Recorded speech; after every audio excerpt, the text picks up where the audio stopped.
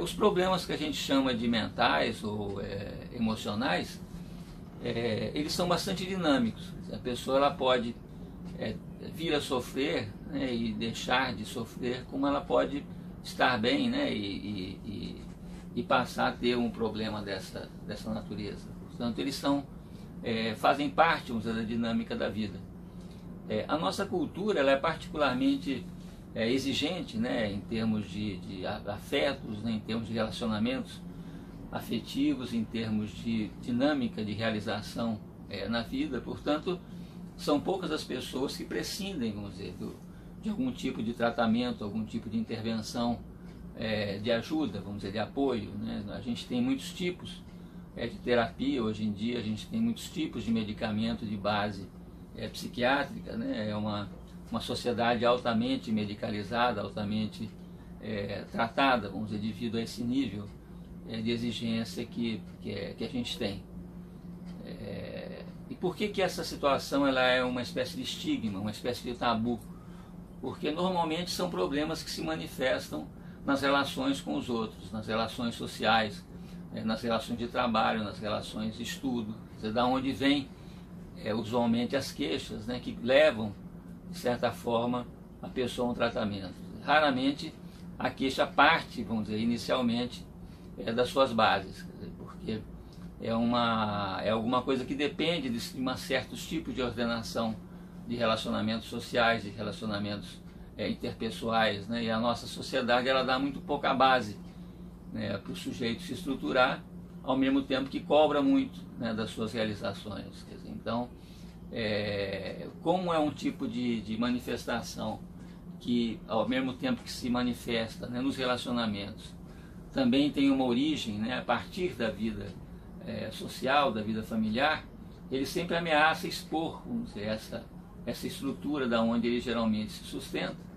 e portanto essas estruturas elas reagem, sempre estigmatizando o sujeito, de tal maneira que elas não tenham que sofrer, não tenham que pensar em mudanças, vamos dizer, dentro da sua conjuntura, para evitar, ou pelo menos para minorar, que esse tipo de manifestação aconteça.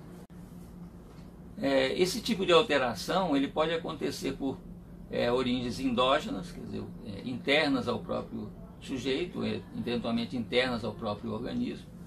E essas condições endógenas elas podem ser, vamos dizer, amenizadas através de um trabalho, através de uma atitude, né, de algumas adaptações do seu ambiente, né, de tal maneira que a pessoa ela possa, né, diminuir o impacto, vamos dizer, dessas alterações. Ou exógenas, né, traumáticas, provenientes de fora, provenientes de algum tipo de situação que faz parte do ambiente. Nessas situações, relativamente seria mais fácil o tratamento delas, só que na prática, né, se torna mais difícil porque o mesmo ambiente que suscita, vamos dizer, que provoca esse tipo de alteração, também resiste às mudanças que seriam necessárias para que esse tipo de manifestação cedesse. Então, muitas vezes, né, os tratamentos, muitas vezes as medicações, né, elas servem para compensar mudanças, né, que não podem ser conseguidas a nível do ambiente. A gente tem basicamente dois tipos de reação mental, psicológica, né, aos estímulos, aos eventos. Um que a gente chama de pessoas mentalizadas, que mentalizam as suas angústias, mentalizam os seus medos, né, e esse processo geralmente gera, né, as neuroses, as psicoses que produzem, né, ansiedade, produzem inibições, produzem sintomas, né, que podem ser tratadas, vamos dizer, abordadas através de um trabalho psicoterápico.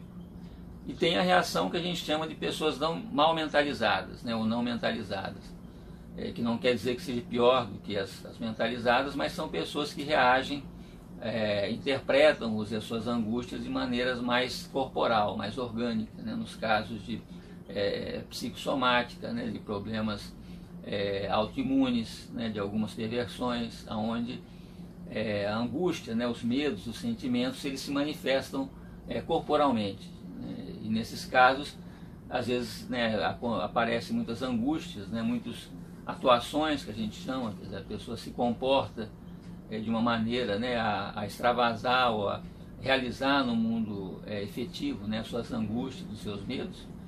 E é preciso outros tipos de intervenções, além da psicoterapia, né, porque esse tipo de pessoa tem dificuldade em, vamos dizer, elaborar mentalmente as suas angústias. O que são então esses sintomas, né, que se expressam nessas situações, né? O sintoma ele é um índice, como a fumaça é para o fogo, quer dizer, ela é uma situação que se remete por continuidade, né, por extensão a uma outra coisa, né? E o sintoma ele é, portanto, uma mensagem, né? Ele significa alguma coisa, ele quer dizer alguma coisa, geralmente alguma coisa que deveria, ou que precisaria ser mudada, né? Algum tipo de excesso, de falta, né, no sistema emocional, né? E a gente retirávamos, ou querer retirar o sintoma antes de decifrarmos aquilo que ele significa, é como a gente rasgar, né, um boleto de pagamento sem pagar e achar que com isso a situação está resolvida. Quer dizer, porque o problema não é exatamente o sintoma ele apresenta, né, ele expõe um problema que não é, a princípio, só ele mesmo. Então, apesar de a gente precisar resolver o sintoma, a gente tem que resolver aquilo que ele representa, aquilo que ele aponta. E usualmente ele aponta para um tipo de conflito, né, entre, vamos dizer, a libido e a realidade, entre, né, no sistema de prazer da pessoa, né? Então todo mundo quer, vamos dizer, se ver livre dos seus sintomas, mas ele não quer lidar com aquilo que as condições de prazer que o sintoma geralmente encobre, né? As condições de subjetivação de cada um, a maneira de viver de cada um. Por isso que as terapias, né, costumam ser relativamente complexas, né, e durar relativamente tempo, dependendo do tipo, vamos dizer, de sintoma, do tipo de contexto que a gente está lidando, porque às vezes esse tipo de problema ele representa uma forma de vida, representa uma maneira de ser, né, de cada um. Portanto, para ele ceder é preciso que toda essa infraestrutura da própria subjetividade seja mudada eventualmente, seja redimensionada, né? E uma outra característica importante, né, do sintoma é que é aquilo que a gente chama que ele é o olho da alma. Quer dizer, é através do sintoma, né, que o nosso sistema anímico apreende, percebe, né, e interpreta a sua realidade. O que pode acionar, né, um processo dessa natureza?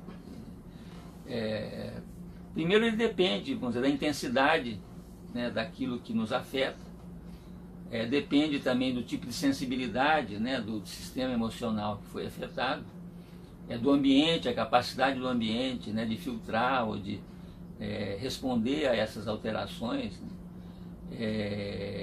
E depende também do momento em que isso acontece, nas condições de vulnerabilidade, né, ou nas condições, né, que o sujeito está quando ele vive uma determinada situação.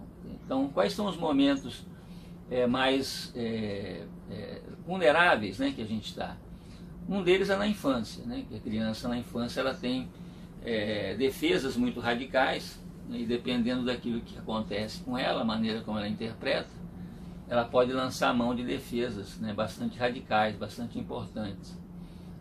Depois pode acontecer na adolescência, que tem aquilo que a gente chama de revirão. Quer dizer, no revirão é uma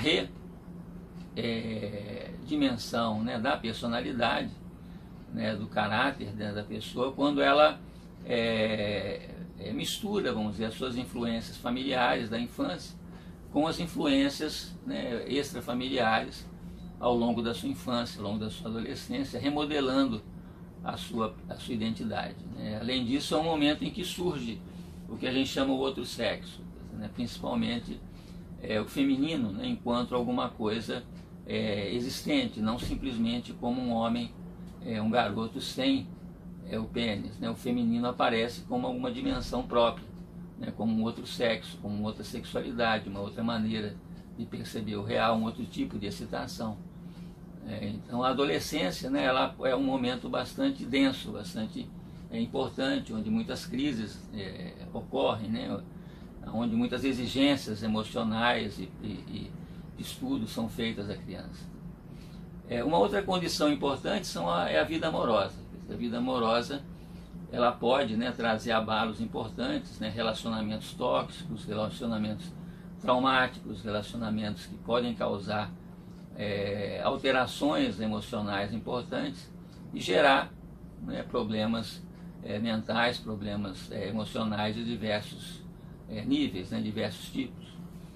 Uma outra condição é a situação de tortura, quer dizer, que não é só a tortura militar, mas um relacionamento pode ser torturante, uma família pode ser torturante, principalmente um trabalho pode ser torturante. Quer dizer, então, essa situação crônica, né, que ameaça quebrar, romper com as estruturas emocionais de alguém, né, minando as suas resistências, pode em algum momento causar uma ruptura, causar um desarranjo, ou desenvolver um processo crítico, né, um processo importante emocionalmente.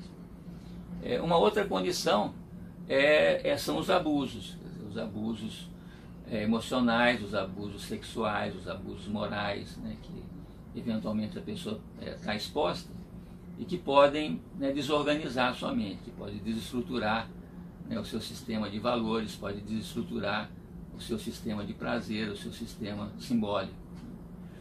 E uma outra condição é o que a gente chama a colisão, né, com um toro, a colisão com alguma coisa fatal, um instante, né, fatal, que o grego chamava de aion, né, esse ponto, né, onde alguma coisa pode acontecer conosco, a partir do qual toda a nossa vida ela sofre uma reconfiguração. Então, uma catástrofe pessoal qualquer, né, a qual todos estão eventualmente expostos, né, e que podem causar um desarranjo, né, pode causar um abalo emocional, mental significativo.